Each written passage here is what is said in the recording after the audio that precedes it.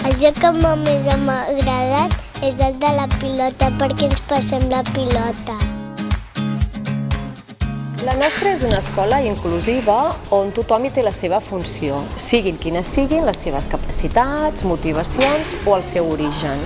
Per aconseguir una aula inclusiva és imprescindible treballar cooperativament, on no només és el mestre qui ensenya, sinó que els alumnes són capaços d'ensenyar-se mútuament.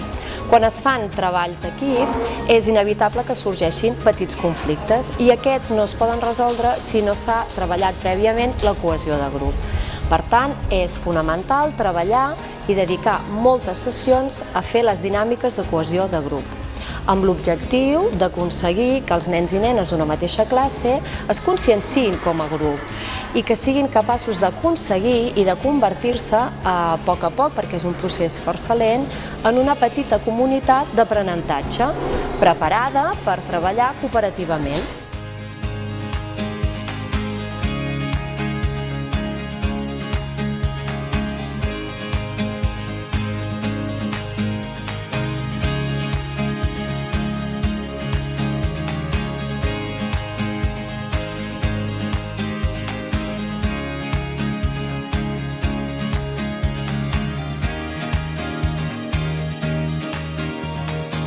Perquè els nostres alumnes treballin en equip, és molt important que es coneguin, que hi hagi una bona cohesió de grup i un bon clima d'aula. Amb la dinàmica de la maleta hem obtingut molta informació que fa referència a la dimensió social i emocional del nen. Quan el nen presenta l'objecte a la resta de la classe, percep que allò que està explicant té un valor pels altres, que hi ha una afectivitat, un respecte. I això com ho veu el nen? Doncs a les mirades, a les expressions de les cares, en aquell silenci absolut que hi ha, que tothom l'escolta, amb la quantitat de preguntes que li fan perquè allò que està explicant interessa. Apareixen moltes emocions, la nostàlgia, la tristesa, l'alegria, l'enyorança. Tant pel docent com pels companys i companyes, aquesta dinàmica de cohesió ens proporciona molta informació de l'entorn més proper de l'alumne. Després d'analitzar i recollir totes les dades, tenim una informació més precisa de quines són les actituds dels nostres alumnes, que ens ajudarà a formar uns equips molt més equilibrats i començar a introduir les estratègies cooperatives.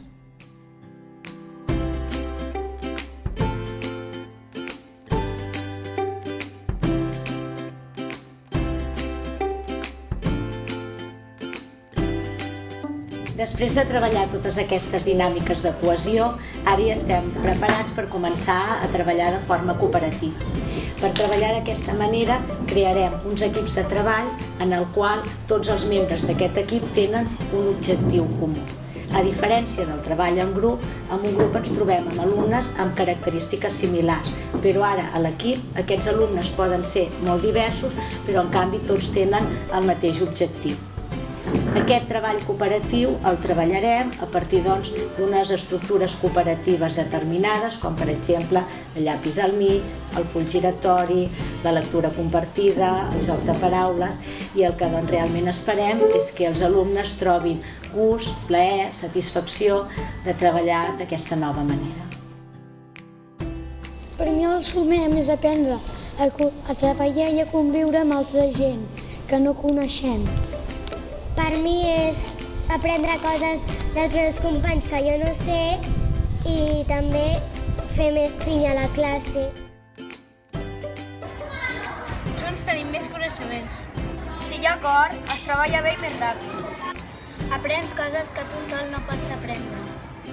Treballant així hi ha més opinions i es respecten totes. Ara tenim relacions més bones.